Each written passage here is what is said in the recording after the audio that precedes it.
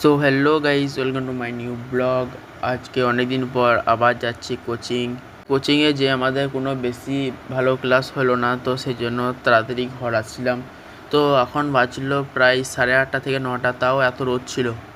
তারপর বাড়িতে এসে কিছু খাবার দাবার খেয়ে নিই। তারপরে আবার 10:30টার বাসে চলে যাচ্ছি গলসি, কারণ আজকে অনেক দিন কম্পিউটার ক্লাস যাওয়া হয়নি। তারপরে গলসি চলে এলাম এবং ভুল করে আবার ওই পানিওয়ালা রাস্তাতে চলে আসি এবং প্রচণ্ড স্লিপ মারছিল রাস্তাটায়, ভয় লাগছিল। তারপর কম্পিউটার ক্লাসের ভেতরে ঢুকে কম্পিউটারে কিছু কাজ করে নিই। তারপর বাড়ি এসে বিকেলবেলায় 5টার সময় ঘুম থেকে উঠি এবং দেখি আকাশটা হালকা মেঘলা মেঘলা হয়ে রয়েছে।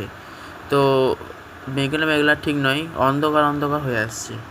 তারপর দেখলাম ড্রাগন ফুলটা, সেই ড্রাগন ফুলটা কদিন আগে ফুটেছিল এবং সেটিতে ফল আসছে না। তারপরে তার পাশে আর একটা দেখলাম, এটাতে আগের বারে ফুল এসেছিল কিন্তু ফল হয়নি, তো এবারে দেখলাম এই ডালটাতে আবার ফল এসেছে।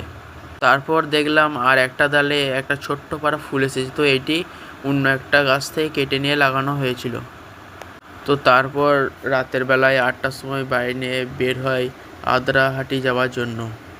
তো তারপর আদ্রাহাটি এসে কিছুক্ষণ ঘোরাফেরা করার পর চলে যাচ্ছি বাড়ি। আর ভিডিওটা যদি ভালো লাগে তাহলে একটা লাইক করে দেবে।